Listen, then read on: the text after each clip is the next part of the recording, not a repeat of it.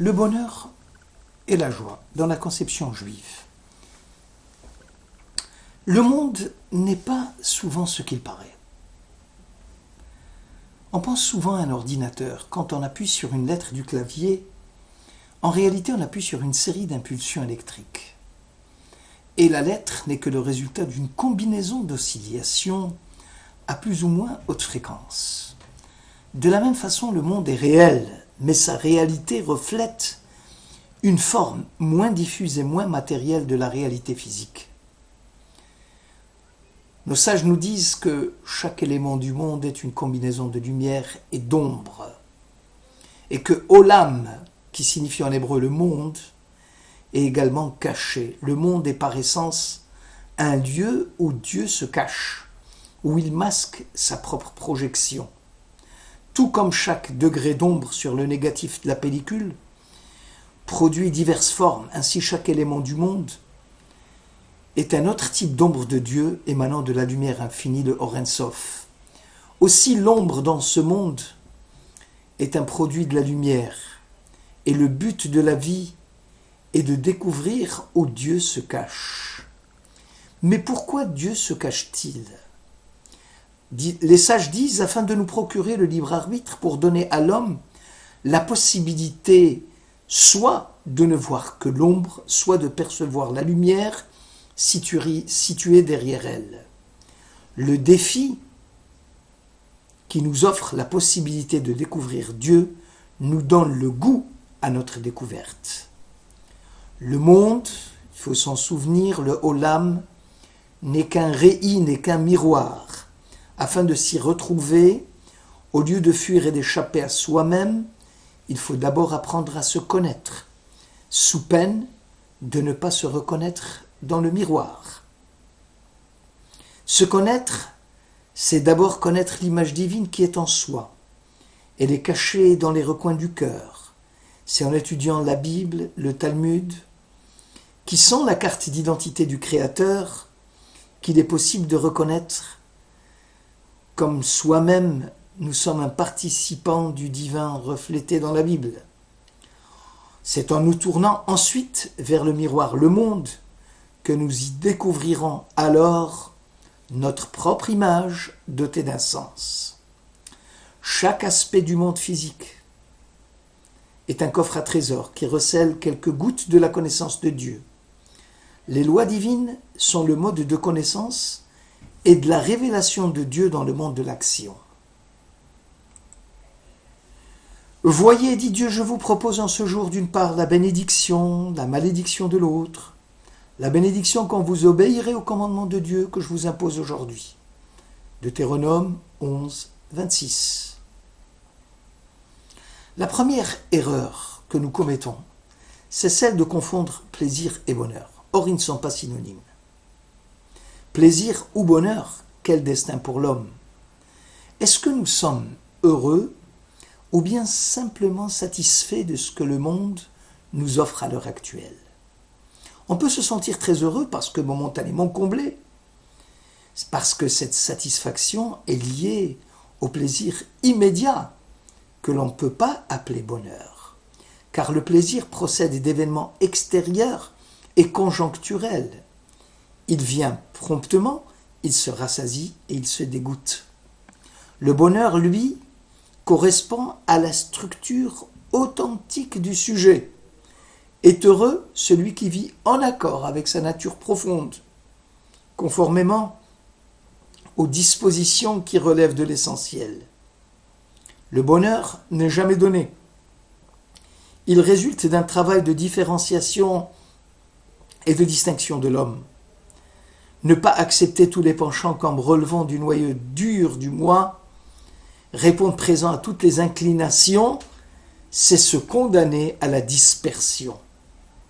Le bonheur dans la Bible est appelé Tov. C'est l'adéquation d'une chose à sa structure réelle. Lorsque Dieu créa le monde, il vit qu'il est bien, c'est-à-dire qu'il est en conformité avec la chose créée et en conformité avec le projet divin originel. Le bonheur pour la créature, pour les hommes, Adam, vient de la racine Edamel Elion, signifie que l'homme est heureux lorsqu'il tend et s'ouvre à Dieu, à la transcendance, car en étant un être structuré, il reste marqué par une proximité inscrite au cœur de lui-même. Le bonheur, pour le dire en d'autres termes, se situe dans l'au-delà de l'être, dans la proximité que l'on a avec Dieu, avec les autres, avec les hommes. Le lieu du bonheur est ailleurs. L'homme n'est qu'un étranger sur cette terre qui est pourtant la sienne, mais qui demeure le lieu d'apprentissage où l'homme s'initie à savourer un bonheur subtil et délicat. Le bonheur, il est nécessairement lié à un objectif qui dépasse sa propre personne. L'objectif est de faire de ce monde un lieu où il fasse meilleur vivre. Et ce n'est certainement pas la jouissance de ce monde qui est le but suprême, car la volupté cesse de mener au bonheur sitôt celle-ci obtenue, et l'homme ne peut s'en satisfaire jamais. L'essor extraordinaire de l'industrie des loisirs est caractéristique de cette société, la nôtre, qui s'efforce désespérément de tranquilliser, d'anesthésier ses membres. C'est le symptôme d'une collectivité souffrante, en mal d'objectifs véritables. On ne sait plus ce qu'est la vie. La question à poser est la suivante. Quelle est la finalité de ce monde ? Le but n'est pas la perpétuation. Notre existence naturelle doit se fixer à un objectif qui la dépasse. Des aspirations telles que la paix, la coopération entre les peuples, la prospérité économique, acquièrent toute leur valeur, parce que cette fois-ci, à la lumière divine, elles deviennent partie intégrante de ce but. Le raisonnement devient un raisonnement en cercle vertueux, parce que l'objectif suprême, c'est celui d'être heureux avec Dieu. La Bible désigne Dieu par le vocable Aleph, Dalet, Vav, Nun, Yud, Adonai, qui veut dire mon maître, qui désigne la trace du divin dans le réel. Et dans le réel, nous ne retenons que le commandement de Dieu, le rapport de sujétion et le désir d'obéir à un ordre et de répondre « Me voici, hineni ». Cela permet de sortir des frontières de l'être et de tendre vers un au-delà de l'essence. La Bible, quand elle parle du monde ici-bas, elle l'appelle Eretz, la terre, qui a la même racine que Ratz, qui signifie courir, être en mouvement. Un mouvement où l'on dépasse les limites de soi, comme si la terre ou le monde matériel était le lieu du désir pour atteindre la hauteur du ciel. La terre, dit le Talmud, aspire à s'unir au ciel.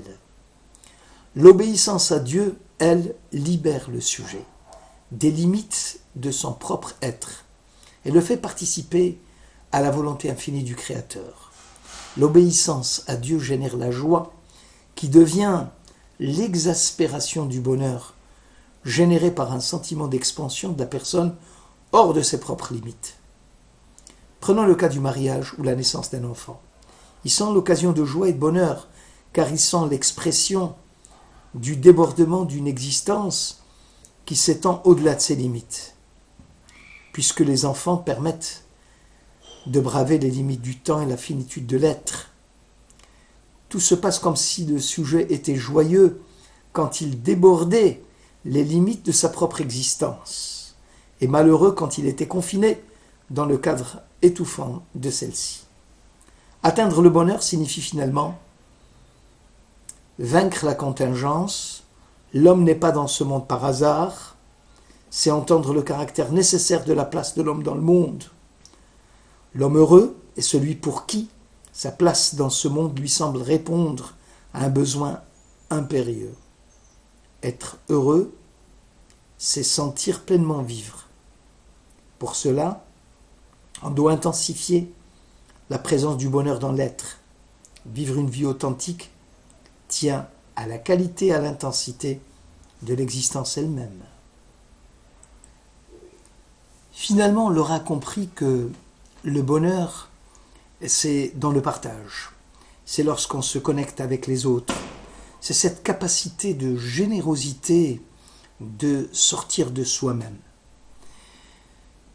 Parfois même, nos sages nous disent, le vrai ami, c'est celui qui participe à mes peines, à mes joies. Celui qui est capable de partager avec moi tous les moments de ma vie. Également, cette générosité peut se manifester également, disent nos sages, par un regard positif, par un regard qui n'est pas gênant.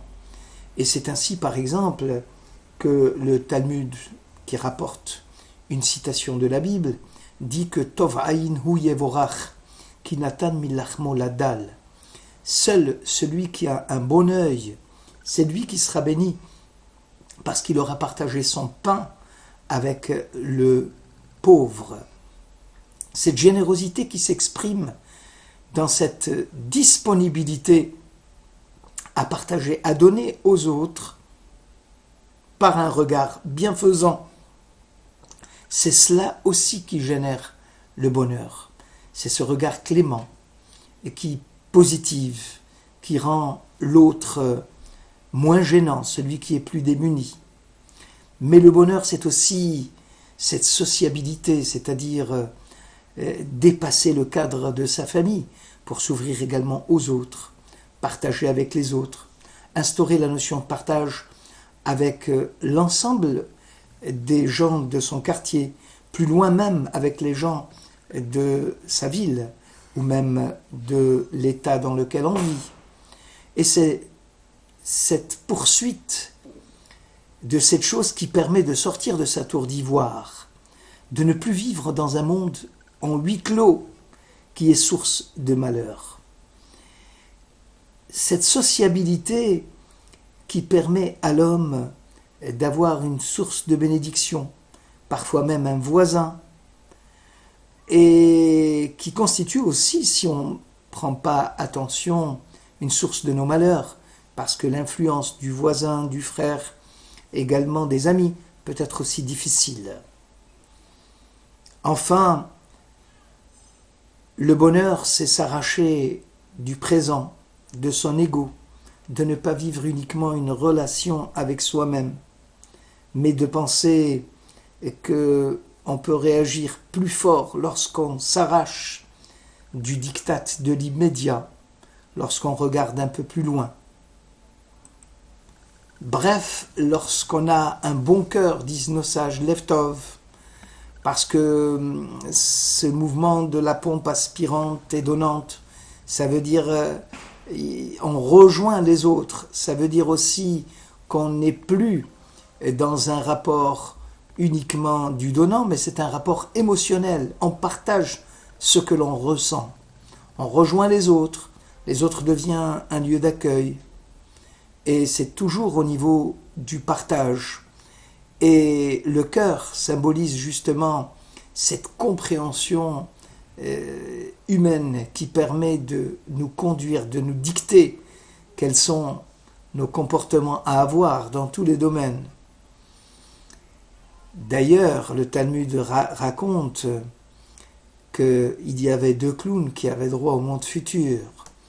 Et quand on avait demandé à Dieu, mais comment se fait-il que ces 2 clowns aient droit au Olam Haba, la réponse était claire, parce qu'ils savaient rendre les gens heureux. Le lieu où les autres peuvent extérioriser leurs sentiments, lorsqu'on arrive à créer chez l'autre ce sentiment d'être heureux, eh bien on est heureux soi-même.